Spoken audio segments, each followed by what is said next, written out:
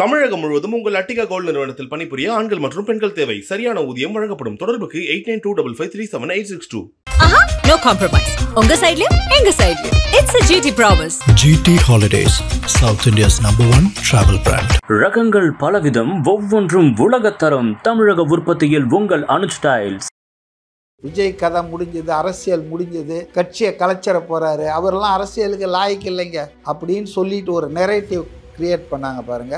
அதுக்கு அவர் முதல்ல ஒரு முடிவு கட்டிட்டார். திரு விஜய் அவர்கள் ஏதோ ஓடிட்டா மாதிரியும், அவர் தான் முதல் குற்றவாளி, அவரை கைது செய்யணும், கொலையாளி, அப்படி இப்படின்னு.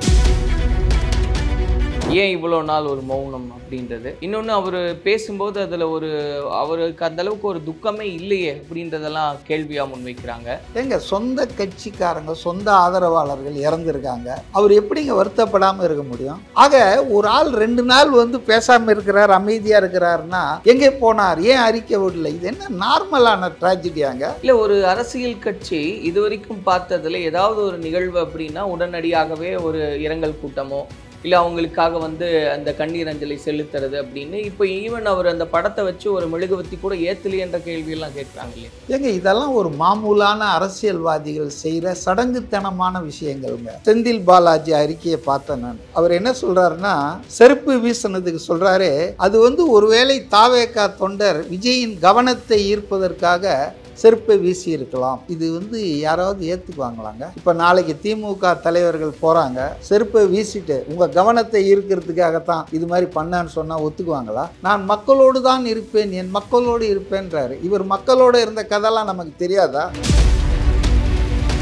இன்னைக்கு 51 வயசு அவருக்கு, இன்னும் ஒரு 20 வருஷம் நடிக்கலாம். அப்போ இதெல்லாம் விட்டுட்டு தமிழ்நாட்டு மக்களுக்கு ஏதாவது செய்யணும்னு ஒரு அரசியல் கட்சி ஆரம்பித்து வந்தால் அந்த ஆள் மேலே கொலை குற்றம் உள்பட சுமத்துறீங்களே, இது நியாயமா? அவருக்கு எதிரானவங்க அரசியல் எதிரிகள் பண்ணாங்க பாருங்க ஒரு 4-5 நாள். ஆக்சுவலாக அது கவுண்டர் ப்ரொடக்டிவ் ஆயிடுச்சு. அது ஆட்சியாளர்களுக்கும் ஆளுங்கட்சிக்கு எதிராகவே திரும்பி மக்களுக்கெல்லாம் என்ன இவர் இப்படியெல்லாம் பேசுகிறாங்க, இந்த ஒரு ஆளை போய் இவ்வளோ பேர் அடிக்கிறாங்களே, அவர் மக்களை சந்திப்பதையோ மக்களிடம் அவர் பிரச்சாரம் பண்றதையோ ஒரு ஜனநாயக நாட்டில் ஒரு அரசியல் கட்சி தலைவரை தடை செய்திட முடியுமா? நீங்க சொன்ன மாதிரி மக்களுடைய ஒரு அனுதாபம் அப்படின்றது இருக்கு. அந்த அனுதாபத்தை மடைமாத்த பார்க்குறாரா ஆதவர்ஜுன்? அவங்களுக்கு நம்பிக்கை தர்ற ஒரு அரசியல் தலைவர் பேச்சை கேட்கணும், பார்க்கணும் தான் வந்திருக்காங்க. இப்போ அதில் நடந்த ட்ராஜடியை இவர் நேபாளத்தில் நடந்த மாதிரி, வங்காளதேசத்தில் நடந்த மாதிரி இளைஞர்கள்லாம் புரட்சி பண்ணுவாங்கன்னா இதெல்லாம் இம்மெச்சூர் ஸ்டேட்மெண்ட்டுங்க. அது தப்பு. அது எரியிற தீயில எண்ணெயை ஊற்றக்கூடாது. இல்லை, இது அவங்களுக்கு திரும்ப பேக் ஃபயர் ஆயிரும் அப்படின்றத உணராம போடுற ட்வீட் ஆயிடும். ஆமாம் ஆமாம், இன்னும் எக்ஸ்பீரியன்ஸ்.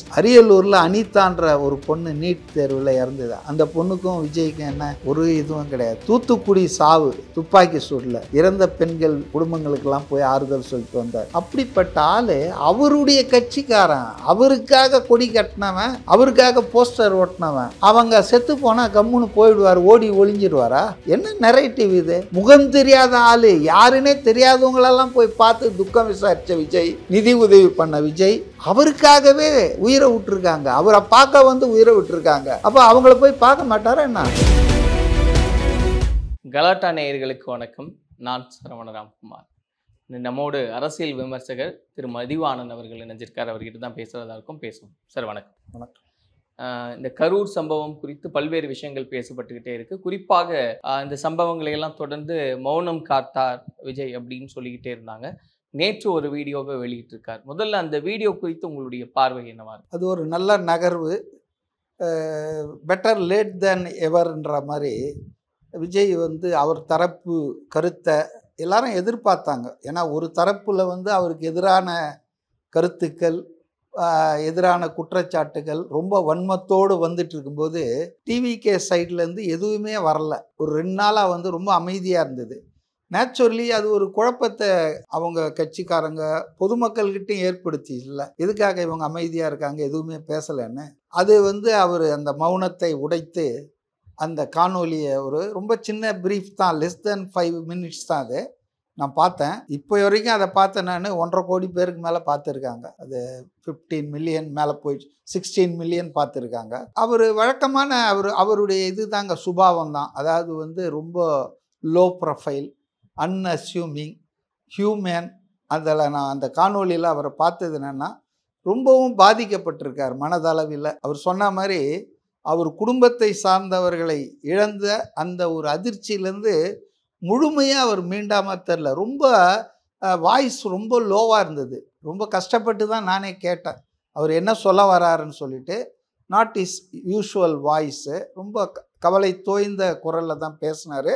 ஆனால் சில விஷயங்களை தெளிவுபடுத்திட்டார் நான் நினைக்கிறேன். ஒன்று என்னன்னா, ஃபஸ்ட்டு நான் நினைக்கிறது இதோட கதை முடிஞ்சது, விஜய் கதை முடிஞ்சது, அரசியல் முடிஞ்சது, கட்சியை கலைச்சிட போகிறாரு, அவரெல்லாம் அரசியலுக்கு லாய்க்கு இல்லைங்க அப்படின்னு சொல்லிட்டு ஒரு நெரேட்டிவ் கிரியேட் பண்ணாங்க பாருங்க. அதுக்கு அவர் முதல்ல ஒரு முடிவு கட்டிட்டார். இனிமேல் என்னுடைய அரசியல் நகர்வு, நம்முடைய அரசியல் பயணம் என்பது முன்பை விட உறுதியாக இருக்கும்னு சொன்னார் பாருங்க கடைசியாக.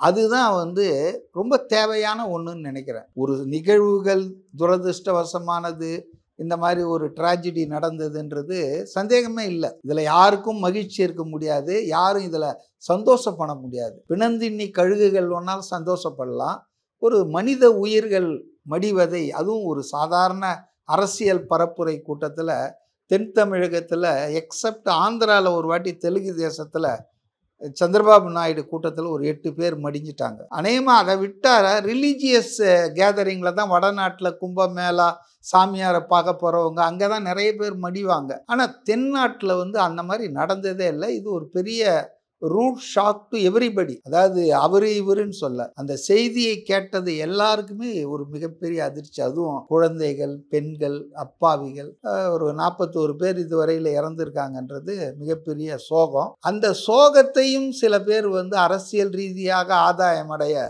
பயன்படுத்தினாங்கன்றது தான் நமக்கு ரொம்ப வேதனையாக இருக்குது. மனித பண்பே இல்லாமல், மனிதாபிமானமே இல்லாமல் திரு விஜய் அவர்கள் ஏதோ ஓடிட்டா மாதிரியும், அவர் தான் முதல் குற்றவாளி, அவரை கைது செய்யணும், கொலையாளி, அப்படி இப்படின்னு போஸ்டர்லாம் ஓட்டுறாங்க. பட் சிஎம் ரொம்ப மெச்சூர்டாக அவர் சொன்னார். அதாவது இதில் நம்ம அரசியல் பண்ணக்கூடாது, இது ஒரு நபர் விசாரணை ஆணையம் அமைச்சிருக்கோம், அவங்க அது முடிவு சொல்லட்டும், அப்புறம் தான் நம்ம அதை பற்றி பேசணும்னு சொன்னார். ஆனால் அவர் சொன்னதுக்கும் அவருடைய கட்சி நிர்வாகிகள், தொண்டர்கள், ஊடக பொறுப்பாளர்கள் நடந்துக்கிறதுக்கும் எல்லளவும் சம்மந்தமே இல்லை. அவர் அப்படி சொல்லிட்டு அவர் போயிட்டாரு. ஆனால் இவங்க ஃபுல் அண்ட் ஃபுல் என்கொயரியே முடிச்சுட்டாங்க, முடிச்சு ஜட்ஜ்மெண்ட்டும் கொடுத்துட்டாங்க, தூக்கில் போடணும். இப்போ பார்த்தீங்கன்னா இவ்வளோ பெரிய ட்ராஜடி நடந்துருக்குது, அந்த மக்கள் எவ்வளோ கஷ்டப்படுவாங்க. அந்த ஊர் மக்கள் குடும்ப தலைவனை இழந்திருப்பாங்க, குடும்பத்தில் ஒருத்தரை இழந்திருப்பாங்க, பாசத்துக்குரிய குழந்தைகள் எல்லாம் இழந்திருப்பாங்க.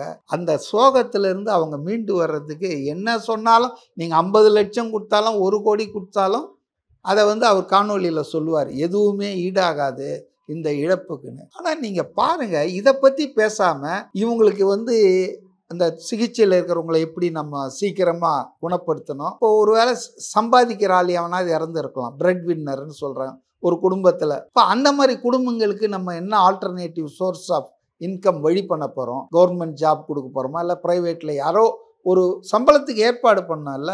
இப்போ இது மாதிரியான சிந்தனைகளில் தான் சாதாரணமாக சாமானியமாக போகும். ஆனால் நான் பார்க்குறேன் திமுக சம்மந்தப்பட்ட, திமுக கூட்டணி சம்மந்தப்பட்ட ஆட்கள் பதிவுகள்லாம் விஜயின் கட்சியை கலைத்து விட வேண்டும், தாவேகாவுக்கு அந்த தேர்தல் கமிஷன் கொடுத்துருக்க ரிஜிஸ்ட்ரேஷனை ரத்து பண்ணணும் அப்படின்லாம் கோரிக்கை வைக்கிறாங்க. இதுக்கும் அதுக்கு என்ன சம்பந்தம்?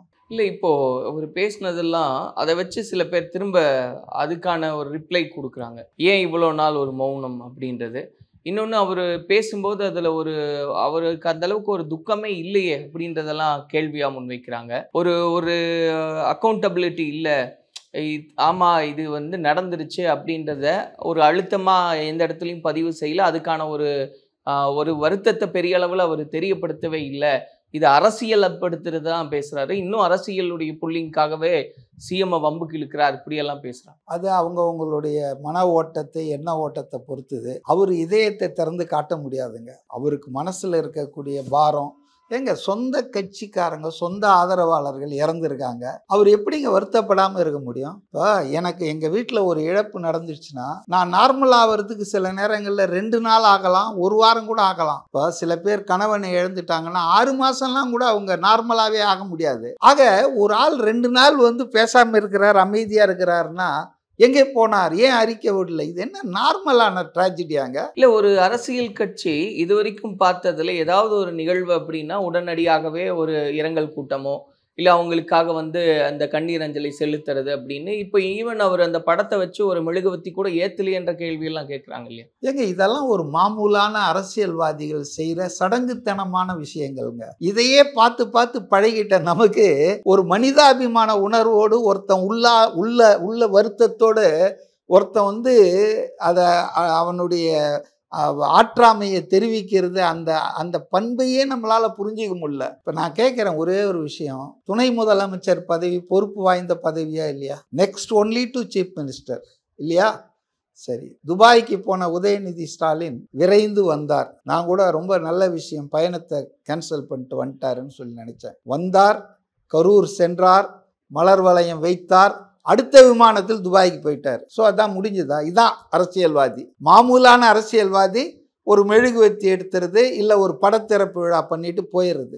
குறைந்தபட்சம் இல்ல, இது குறைந்தபட்சம் இல்லை, அதிகபட்சமே இவங்க செய்யறதால் தான். ஆனா விஜய் என்ன நினைக்கிறாரு தெரியுங்களா?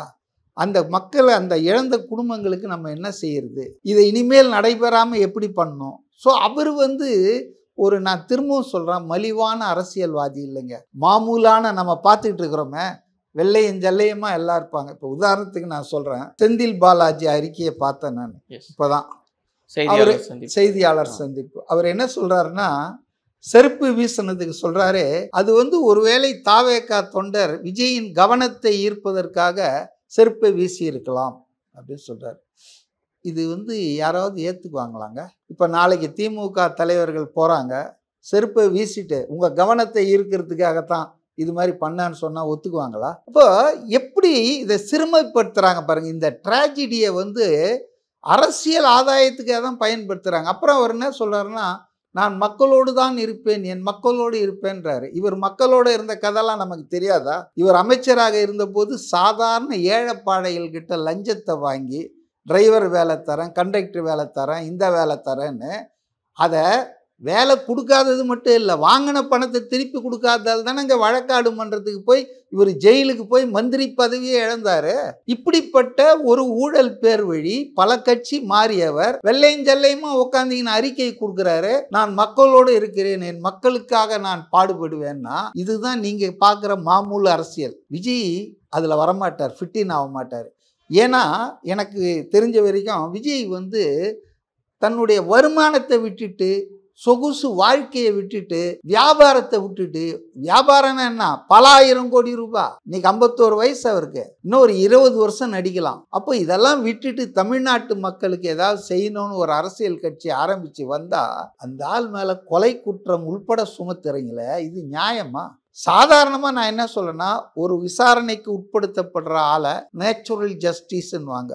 யார் மேலே குற்றஞ்சாட்டுறீங்களோ அல்லது யாரை வந்து விசாரிக்கிறீங்களோ அவன் சந்தேகப்படுற ஆளை அந்த விசாரணைக்கு தலைமை தாங்க போடக்கூடாது. இப்போ ஜட்ஜிங்க கூட மாறிடுவாங்க, பார்த்துருக்கீங்களா? பயஸ்டாக அவருக்கு ஹெல்ப் பண்ணியிருக்காரு ஒரு கேஸில் வக்கீலாக இருக்கும்போதுன்னா, அப்போ அவர் விசாரிக்கக்கூடாதுன்னு அவரே விலகிடுவார். அப்போ அந்த மாதிரி பாதிக்கப்பட்டிருக்கிறது என்ன கேட்டால் வேற யாருமே இல்லை, விஜய் கட்சி, தாவேகா ஆதரவாளர்கள், கட்சிக்காரங்க, விஜய் ரசிகர்கள் தான். 41 பேருமே ஏதோ ஒரு வகையில் விஜய் கட்சி சம்மந்தப்பட்டவங்க தான், வேற யாரும் ரோட்டில் போகிறவங்களாம் இறக்கல.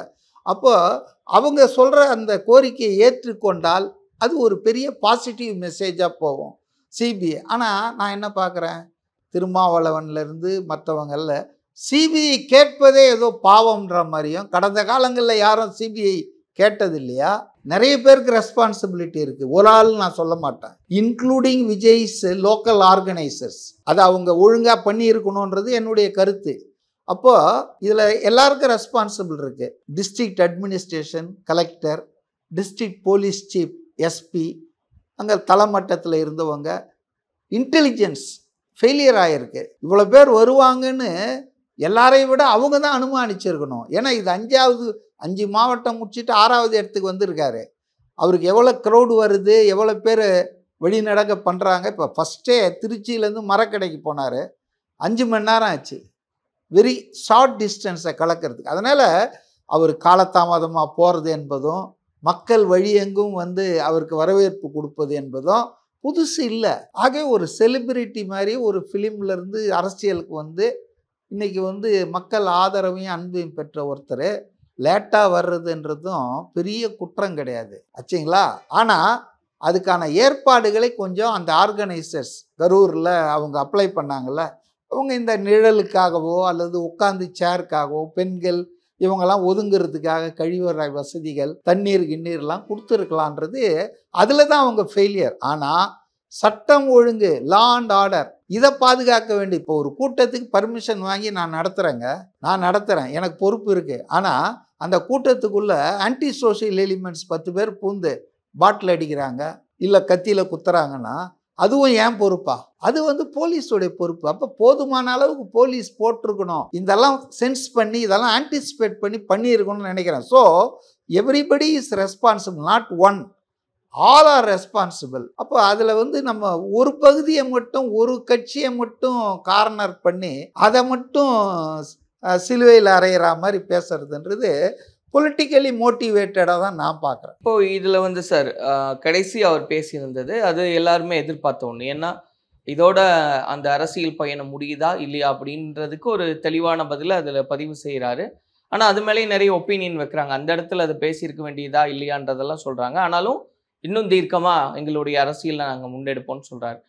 ஆனால் இந்த ஒரு நிகழ்வுக்கு பிறகான ஒரு அரசியல் பயணம் பழையபடி இருக்குமா, இல்லை ஒரு இன்னுமே அதிகப்படியாக இருக்குமா, இல்லை பலவீனத்தோடு இருக்குமா, எப்படியான பயணமாக இது நகரப்போகுது? ஏன்னா இன்னும் நிறைய சவால்கள் காத்திருக்கு அப்படின்றது மட்டும் புரியுது. இன்னொன்றுங்க, ஒன்று தெரிஞ்சுங்க, peoples memory is very short. இன்றைக்கி வந்து இது பெரிய விஷயமா இருக்குது. இன்னும் ஒரு மாதம் கழித்து அடுத்த சமாச்சாரம் ஏதாவது இருக்கும். அதனால் இன்றைக்கு இருக்கிற நிலையில் இது கரூர் ட்ராஜடி அவங்கள பாதிக்கும் அப்படிலாம் நான் நினைக்கல. இனிஷியலாக 2 நாள் அவங்க வந்து ஷாக் ஆகிட்டு எந்த விதமான பதிலோ விளக்கமோ தர இயலாத ஒரு நிலை இருந்தது பாருங்கள், அது அவங்களுக்கு செட்பேக் தான். ஆனால் இப்போ வர வர இங்கே லோக்கல் அதான் சொன்னார் அவர் காணொலியில், கரூர் மக்கள் வெளியே வந்து விஷயங்களை சொல்கிறது கடவுளே கீழே இறங்கி வந்து எனக்கு உண்மையை சொல்கிற மாதிரி இருக்குன்னு ரொம்ப எந்த அளவுக்கு அந்த மக்கள் மேலே அவருக்கு வந்து நம்பிக்கை இருந்தால் அவர் அப்படி பேசுவார். அப்போ இன்றைக்கி பார்த்தீங்கன்னு சொன்னால் அவரை பொறுத்தவரையில் இது வந்து அரசியல் பேச்சா இல்லை சவால் விட்டாரா சிஎம்முக்கு அப்படிலாம் நான் பார்க்கல. அவர் மனநிலையிலேருந்து அவரால் இதுதான் பேச முடியுது. அஷ்யூர் பண்ணுறாரு, இந்த 2 வாரத்துக்கு ஒத்தி வச்சுருக்கிறாங்க அவங்க பயணம்லாம், திரும்பவும் அவங்க துவங்கும்போது இன்னும் கொஞ்சம் இதில் கிடைச்ச பாடங்களை கற்றுக்கணும். எல்லாருமே பாடத்தை கற்றுக்கணும். Both administration, government, police, intelligence, விஜயினுடைய பார்ட்டி எல்லாருமே இந்த கரூர் ட்ராஜடியிலேருந்து பாடத்தை கற்றுக்கிட்டு முன்னால் போக வேண்டியது தான். ஆனால் நான் என்ன சொல்ல வரேன்னா, எதையுமே ஓவர் டூ பண்ணிங்கன்னு வச்சிங்களேன், ஈவன் ஆக்ஷன் கூட ஓவர் ஆக்டிங் பண்ணிங்கன்னா எடுபடாது. அதுபோல் விஜய் மேலேயும் விஜய் கட்சியின் மேலேயும் வன்மத்தோடு அவருக்கு எதிரானவங்க அரசியல் எதிரிகள் பண்ணாங்க பாருங்கள் ஒரு 4-5 நாள். ஆக்சுவலாக அது கவுண்டர் ப்ரொடக்டிவ் ஆகிடுச்சு. அது வந்து ஆட்சியாளர்களுக்கும் ஆளுங்கட்சிக்கு எதிராகவே திரும்பி மக்களுக்கெல்லாம் என்ன இவர் இப்படியெல்லாம் பேசுகிறாங்க, இந்த ஒரு ஆளை போய் இவ்வளோ பேர் அடிக்கிறாங்களா, இது நியாயம் இல்லை அப்படின்னு அவருக்கு முன்னை விட அதிகமான பப்ளிக் சப்போர்ட்டு சிம்பத்தி அதிகமாக இருக்குதா தான் நான் நினைக்கிறேனே தவிர, அவருடைய அரசியல் எதிரிகள் வேணால் அவர் மேலே வன்மத்தோடு பேசிகிட்டு இருக்கலாம், நான் அவங்கள விட்டுருங்க, அவங்க அப்படி தான் பேசுவாங்க. ஆனால் காமன் பப்ளிக்ன்ற முறையில் மக்களுக்கு வந்து யாரை இப்படி தட்டினாலுங்க, யாரை இப்படி அடித்தாலும், யாரை இப்படி ஒன் சைடடாக அளவில்லாமல் நீங்கள் துவேஷம் பண்ணாலும், ஏன்டா இப்படி பண்ணுறாங்க, அந்த ஆள் நல்லது தானே பேசினார், அந்த ஆள் நல்லது தானே செஞ்சார், எதுக்காக அவரை இப்படி பண்ணுறாங்கன்னு மாறிடுவாங்க. ஸோ ஓவர் ஆக்டிங் பண்ணாங்க இல்லையா, இந்த ஓவர் டூ, அது வந்து இன்றைக்கி வந்து அவருக்கு பாசிட்டிவாக தான் இருக்குது. நிச்சயமாக கொஞ்ச நாள் கழிச்சு எல்லாம் சரியாகுங்க. இன்னும் நிறைய, ஏன்னா இப்போவே நிறைய கட்டுப்பாடுகள் அப்படின்றது இருந்தது. இந்த ஒரு சம்பவத்துக்கு பிறகு இன்னும் நிறைய அதிகப்படியான கட்டுப்பாடுகள் விதிக்கப்படும் அப்படின்றது புரிஞ்சுக்க முடியுது சார். ஸோ எப்படி இருக்க போகுது நகர்வுன்றது? கட்டுப்பாடுகள் எவ்வளோ போட்டாலுங்க அவர் மக்களை சந்திப்பதையோ மக்களிடம் சென்று அவர் பிரச்சாரம் பண்ணுறதையோ ஒரு ஜனநாயக நாட்டில் ஒரு அரசியல் கட்சி தலைவரை தடை செய்திட முடியுமா? நீங்கள் கட்டுப்பாடு பண்ணலாம், ஆனால் அவர் போய் மக்களை சந்திப்பதையோ மக்களிடம் அவருடைய கட்சியின் கருத்துக்களை பரப்புரை செய்வதையோ தடுக்க முடியாது. அப்படின்னா அது சர்வாதிகார நாடுன்னு ஆகிடும். நீதிமன்றங்கள் இருக்குது, அதுக்கு மேலே எவ்வளோ அமைப்புகள் இருக்குது. அதனால் வந்துங்க தடுக்கலாம் முடியாதுங்க. நீங்கள் சொல்கிற மாதிரி தடைகள் ஏற்படுத்த முயற்சிக்கலாம் இதை காரணம் காட்டி. அதே போல் அவங்களும் அதுக்கேற்ற மாதிரி ப்ரிகாஷன் பண்ணுவாங்கல்ல. இனிமேல் சில மாற்றங்களை பண்ணிக்கிட்டணும். இதே மாதிரி பஸ்ஸில் போயிட்டு இதே மாதிரி நின்றுக்கிட்டு இருக்கிறதெல்லாம் இல்லாமல் கொஞ்சம் அதை வந்து ரீஅரேஞ்ச் பண்ண வேண்டிய தேவைகள் இருக்கு. பண்ணுவாங்கன்னு நினைக்கிறேன். இது வேற வடிவத்துக்கு கொண்டு வருவாங்க. ஆமா, வேற வடிவம் வரும். அது அந்த அந்த இதுவே வேற மாதிரி கொண்டு வருவாங்க அவங்க. இந்த மாதிரிலாம் ஒரே இடத்துல மக்கள் வந்து விழுறது இல்லாம அதை கொஞ்சம் ஸ்பிளிட் அப் பண்ணி பண்றதுக்கான வழிகள் பண்ணுவாங்க, பண்ணணும்னு தான் நினைக்கிறேன். சரி, இப்போ இவ்வளோ விஷயங்கள் பேசும்போதும் திரு ஆதவர்ஜுனா அவர்கள் ஒரு ட்வீட் போடுறாரு, கொஞ்ச நேரத்திலேயே அதை டெலிட் பண்ணிடுறாரு. அது மேலே இப்போ அதை காரணமாக வச்சு வழக்கெல்லாம் பதிவு செய்யப்பட்டிருக்கு. இவங்க நீங்கள் சொன்ன மாதிரி மக்களுடைய ஒரு அனுதாபம் அப்படின்றது இருக்குது. அந்த அனுதாபத்தை வந்து மடைமாற்ற பார்க்குறாரா ஆதவர்ஜுன்? இல்லை, ஆதவர்ஜுனா வந்துங்க இன்எக்ஸ்பீரியன்ஸ் அண்ட் பொலிட்டிக்கலி இம்மெச்சூர் தான் அந்த அந்த ட்வீட்டை பொறுத்தவரையில். ஏன்னா ட்ராஜடி வந்து நடந்தது வந்து கரூரில், அது ஒரு பொலிட்டிக்கல் கேம்பெயினில் நடந்த ஒரு ட்ராஜடி. அது ஒன்றும் ஆன்டி கவர்மெண்ட் ரேலியோ ஆன்டி ரூலிங் பார்ட்டியுடைய ரேலியோ கிடையாது. மக்கள்லாம் ஒன்றும் அங்கே புரட்சிக்காக இல்லை, அவங்களுக்கு நம்பிக்கை தர்ற ஒரு அரசியல் தலைவர் பேச்சை கேட்கணும் பார்க்கணும் தான் வந்திருக்காங்க. இப்போ அதில் நடந்த ட்ராஜடியை வந்து இவர் வந்து நேபாளத்தில் நடந்த மாதிரி வங்காளதேசத்தில் நடந்த மாதிரி இளைஞர்கள்லாம் புரட்சி பண்ணுவாங்கலாம், இதெல்லாம் வந்து இம்மெச்சூர் ஸ்டேட்மெண்ட்டுங்க. அது தப்பு. அது எரியிற தீயில எண்ணெயை ஊற்றக்கூடாது. இல்லை, இது அவங்களுக்கு திரும்ப பேக் ஃபயர் ஆயிரும் அப்படின்றத உணராமல் போடுற ட்வீட் ஆயிடும். ஆமாம் ஆமாம், இன்எக்ஸ்பீரியன்ஸ் காரணமாக ஒரு சூழ்நிலைக்கு ஏற்ற மாதிரி நம்ம பேசணும்ல எப்போவுமே. இப்போ ஒரு பக்கத்து வீட்டில் ஒரு சாவு இருக்குதுன்னா இங்கே வந்து நம்ம வந்து சத்தம் போட்டு கூட பேசக்கூடாது. அதெல்லாம் ஒரு சில விஷயங்கள் இருக்குது. அதனால் வந்து அவர் போட்ட தப்பு. he has been pulled up by someone சொன்னால் விஜயை கூட அவரை புல்லப் பண்ணியிருக்கலாம். முதல்ல அதை எடுங்க, தப்பு இப்படிலாம் போடக்கூடாதுன்னு. இல்லை வேற யாரோ ஒருத்தர் வந்து அவரை புல்லப் பண்ணதால் தான் இமிடியேட்லி அதை எடுத்துட்டாரு. ஆனாலும் அது போட்டது வந்து எல்லாரும் பார்த்துட்டாங்கல்ல, அதனால போலீஸ் டக்குன்னு அதை ஷேர் பண்ணிட்டாங்க. ஆமாம், அது வந்து ஏங்க நீங்கள் தப்பே பண்ணலனாலும் உங்களை ஃப்ரேம் பண்ணுறதுக்கு ஒரு கவர்மெண்ட் காத்துட்டு இருக்குதுன்னு போது நீங்கள் தப்பு பண்ணீங்கன்னா விடுவாங்களா? It is a grave mistake on the part of Mr. Aadhav Arjuna. he should not have commented like that. ஏன்னா பப்ளிக்கு சும்மாவே தேச விரோதம்ன்றவாங்க. நம்ம நாட்டில் தேச விரோதம், தேச பாதுகாப்பு, பாகிஸ்தானுக்கு ஜெயிச்சது கைத்தட்டினால அரெஸ்ட் பண்ணுற நாடு நம்ம நாட்டில். ஸ்போர்ட்ஸுன்னெலாம் அதை பார்க்க மாட்டாங்க, நீ தேச விரோதின்னுவாங்க. அதனால் வந்து இதெல்லாம் சில விஷயங்கள் கொஞ்சம் மெச்சூரிட்டியோடு பண்ணியிருக்கணும். அதுவும் இப்படி ஒரு சூழலில் அவங்க கட்சி வந்து ஒரு முட்டு சந்தில் இக்கட்டான நிலையில் இருக்கும்போது அவர் இந்த மாதிரிலாம் பேசியிருக்கணும், பேசாமல் இருந்திருக்கலாம். இப்போ விஜய் எப்படி 2 நாள் அமைதியாக இருந்தார், அது மாதிரி இருந்திருக்கலாம். இப்போ அருண்ராஜன் ஒருத்தர் இருக்கார், ஆனந்த் இருக்காங்க, அவங்கெல்லாம் இது மாதிரி பண்ணலையே. இவர் வந்து இது தேவையில்லாமல் பண்ணுற தொல்லைகள் தான். அதனால் அவரை வந்து விஜயோ யாரோ முக்கியமான ஒருத்தர் வந்து திட்டி எடுங்கன்னு சொன்னதால தான் அது உடனடியாக எடுக்கப்பட்டிருக்கு. பட் என்னை பொறுத்த வரைக்கும் அது ஒரு டேமேஜ் உண்டாக்கிடுச்சு அந்த கட்சிக்கு அப்படின்றதுல எனக்கு அதில் ஒன்றும் மாற்று கருத்து இல்லை. நிறைவா சார், ரொம்ப ஷார்ட் நோட்டில் போயிடலாம். இப்போது கரூருக்கு விஜய் அவர்கள் நான் வருவேன் அப்படின்றது சொல்லியிருக்காரு. அந்த பயணம் எப்படி இருக்க போகுது? ஏன்னா இப்படி ஒரு சம்பவத்துக்கு பிறகு கரூருக்கு அவர் பயணம் அப்படின்றது என்ன மாதிரியான ஒரு இம்பேக்ட் கிரியேட் பண்ணும்? அதாவதுங்க, நான் ஒரு விஷயத்த சொல்ல விரும்புகிறேன், கொஞ்சம் பெர்மிட் பண்ணுங்க. இப்போ அஜித் குமார்ன்ற ஒரு கான்ட்ராக்ட் லேபர் மடப்புறத்தில் போலீஸ் கஸ்டடியில் இறந்தார். அவருக்கும் விஜய்க்கு என்ன சம்பந்தம்? ஆனால் எந்த விதமான விளம்பரம் இல்லாமல் போய் அவன் வீட்டில் போயிட்டு பார்த்து அவங்க அம்மா கிட்ட உதவியெல்லாம் கொடுத்துட்டு ஆறுதல் சொல்லிட்டு வந்தார். அரியலூரில் அனிதான்ற ஒரு பொண்ணு நீட் தேர்வில் இறந்தது. அந்த பொண்ணுக்கும் விஜய்க்கும் என்ன ஒரு இதுவும் கிடையாது, தொடர்பும். ஆனால் போய் ஆறுதல் சொன்னார். தூத்துக்குடி சாவு துப்பாக்கி சூடில் இறந்த பெண்கள் குடும்பங்களுக்கெல்லாம் போய் ஆறுதல் சொல்லிட்டு வந்தார். அப்படிப்பட்ட ஆள் அவருடைய கட்சிக்காரன், அவருக்காக கொடி கட்டினவன், அவருக்காக போஸ்டர் ஓட்டினவன், அவங்க செத்து போனால் கம்முன்னு போயிடுவார், ஓடி ஒளிஞ்சிடுவாரா? என்ன நரேட்டிவ் இது? அவர் வந்து அந்த காணொலியிலே சொல்லியிருக்கார் பாருங்க, நான் யோசித்தேன், நானும் மனுஷன் தானே, நான் யோசித்தேன். ஆனால் நாம் திரும்ப இங்கே இருப்பதன் மூலமாக மருத்துவமனைக்கு போனோம்னா அதை வச்சுட்டு சில அசம்பாவிதங்கள் நடந்து அது ஒரு கூட்ட நெரிசல் ஆச்சுன்னா ஆடிங் இன்சல்ட் டு இன்ஜரின்ற மாதிரி இந்த ஆள் பாருங்க இப்போ கூட திருந்தலைங்க, போஸ்ட் கொடுக்க வந்துட்டாருன்னுவாங்க. இப்போ பேசுகிற ஆட்கள் ஏங்க இப்படி ஒரு சூழல் நடந்துருக்கு, இந்த ஆள் போயிருக்கலாம்ல சைலண்ட்டாக, இங்கே வந்து பாருங்கள் போஸ்ட் கொடுக்குறாரு இந்த ஆள் அப்படின்னு சொல்லுங்க இதே வாய்கள். அதனால் அவர் வந்து நான் வந்து ஒரு அசம்பாவிதம் நடக்கக்கூடாது அந்த மருத்துவமனையில் அப்படின்றதுக்காகத்தான் நான் வந்து போயிட்டேன், ஆனால் நான் வந்து உங்களெல்லாம் பார்ப்பேன் அப்படின்னு சொல்லியிருக்காரு. அவர் போய் பார்க்கணுங்க, பார்க்காம இருக்க மாட்டாருங்க. நான் தான் சொன்னேன்னே, முகம் தெரியாத ஆள், யாருன்னே தெரியாதவங்களெல்லாம் போய் பார்த்து துக்கம் விசாரித்த விஜய், நிதி உதவி பண்ண விஜய், அவருக்காகவே உயிரை விட்டுருக்காங்க, அவரை பார்க்க வந்து உயிரை விட்டுருக்காங்க. அப்போ அவங்கள போய் பார்க்க மாட்டாரா என்ன? செட்டில் டவுன் ஆகணும். இப்போ கொஞ்ச நாள் ஆகட்டும், ஒரு 10 நாள் 5 நாள் ஆச்சுன்னா எல்லாம் டஸ்ட் வில் பி செட்டில்டு. இப்போ தானே எல்லா கட்சியினுடைய தூதுக்குழு, ஃபேக்ட் ஃபைண்டிங், உண்மை அறியும் குழுலாம் வந்துட்டுருக்கு. நிர்மலா சீதாராமன் வராங்க, ஹேமா மாலினி வராங்க, எல்லாரும் கேசி வேணுகோபால் காங்கிரஸ்லேருந்து வந்திருக்காங்க, எல்லாரும் வராங்க. அதனால் இதெல்லாம் டஸ்ட்டு செட்டில் ஆன பிறகு ஐ எம் டோட்டல் பிலீவ் என்னன்னா, எனக்கு நம்பிக்கை இருக்குது, விஜய் வந்து கண்டிப்பாக ஒவ்வொரு குடும்பத்தையும் போய் பார்ப்பார், அவங்களுக்கு பர்மனண்ட்டான நிவாரணத்துக்கு ஏற்பாடு பண்ணுவார். அப்படியாப்பட்டால் இடது கை செய்கிறத வலது கை தெரியாத அளவுக்கு செய்யக்கூடியவர் அவர் கண்டிப்பாக செய்ய. ஏன்னா இது ஏதோ அவருக்காக நான் பேசுகிறதுன்னு சொல்லிக்காதுங்க, அவர் ஒரு மனிதாபிமானி, பெஸ்ட் ஹியூமனிஸ்ட்டு. அதனால தான் அவரால் வந்து இழப்பை வந்து இது பண்ண முடியல, அப்படி தொடச்சி போட்டு வந்து இரங்கல் தீர்மானம் போட்டு அப்படியே துபாய்க்கு போக முடியல.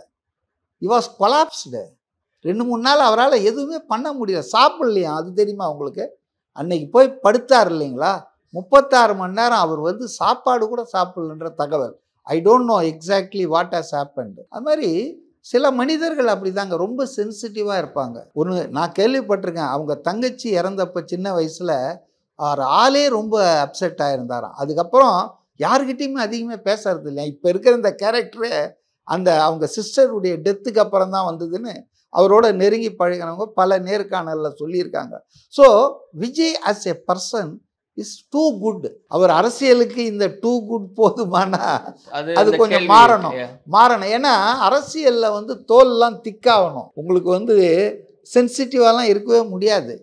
அது போக போக அவர் தெரிஞ்சுக்குவார்னு நான் நினைக்கிறேன். ஆனால் ஒரு அருமையான நல்ல ஒரு தலைவனை வந்து நம்ம விஜயகாந்தை இழந்த மாதிரி இழந்துடக்கூடாதுன்றது என்னுடைய தாழ்மையான கருத்து. அடித்து விரட்டிடக்கூடாது. இந்த காட்டு மிருகங்கள் நடுவில் ஒரு வெள்ளாடு வந்ததுன்னா அதுக்கு வந்து இன்றைக்கி சில விஷயங்கள் நடந்துருக்குதுன்னா அது மாதிரி ஆட்களை நம்ம பாதுகாத்தா தான் நல்லவர்கள் அரசியலுக்கு வருவாங்க. இல்லைன்னா நல்லவர்கள் வரமாட்டாங்க, வல்லவர்கள் வருவாங்க.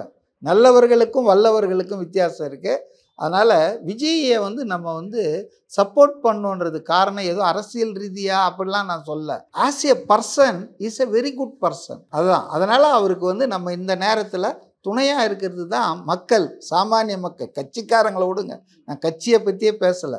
ஒரு காமன் மேன், ஒரு தமிழ்நாட்டில் இருக்கிற ஒரு சாதாரண ஆள்ன்ற முறையில் விஜயை இந்த சவர் ஆஃப் நீட், அவருக்கு இருக்கிற இந்த சவாலில் கூட நின்று அவரை தேத்துவது, அதை ஐ அப்ரிஷியேட் ராகுல் காந்தி. அவர் வந்து ஃபோன் பண்ணி ஒரு 15 நிமிஷம் இவர்கிட்ட பேசி இரங்கல் சொன்னது மட்டும் இல்லை, தேறுதல் பண்ணியிருக்காரு. நீங்கள் அப்செட் ஆகிடாதீங்க, இதெல்லாம் பார்த்து இதெல்லாம் வந்து நம்ம கடந்து வரணும். நான் 2 மரணங்களை பார்த்துருக்கேன், எங்கள் அப்பா எங்கள் பாட்டியெல்லாம் சின்ன வயசுலேயே பெரிய சோதனையெல்லாம் பார்த்தவர் ராகுல் காந்தி. அதனால் அவருக்கு ஒரு இது இருக்குது. இப்போ ராகுல் காந்தி பண்ணுற வேலையை தான் சாமானிய மக்கள்லாம் விஜய்க்கு பண்ணணும்னு நான் நினைக்கிறேன், அரசியல் காழ்ப்புணர்ச்சி இல்லாமல். அதுதான் என்னுடைய ஆசை. நிச்சயமாக சார், நிறைய கருத்துக்களை பதிவு செஞ்சுருக்கீங்க. பொறுத்திருந்து பார்ப்போம் அவருடைய அரசியல் நகர்வு இதன் பிறகு எப்படியாக தொடங்க இருக்கு அப்படின்றது. கருத்துக்களுக்கு நன்றி. தமிழகம் முழுவதும் உங்கள் அட்டிகா கோல்ட் நிறுவனத்தில் பணிபுரிய ஆண்கள் மற்றும் பெண்கள் தேவை. சரியான ஊதியம் வழங்கப்படும். தொடர்புக்கு 8925537862. No compromise. உங்க சைடுலயும் எங்க சைடுலயும். It's a GT promise. GT Holidays, South India's #1 travel brand. ரகங்கள் பலவிதம், ஒவ்வொன்றும் உலகத்தரம். தமிழக உற்பத்தியில் உங்கள் அனுஜ் டைல்ஸ்.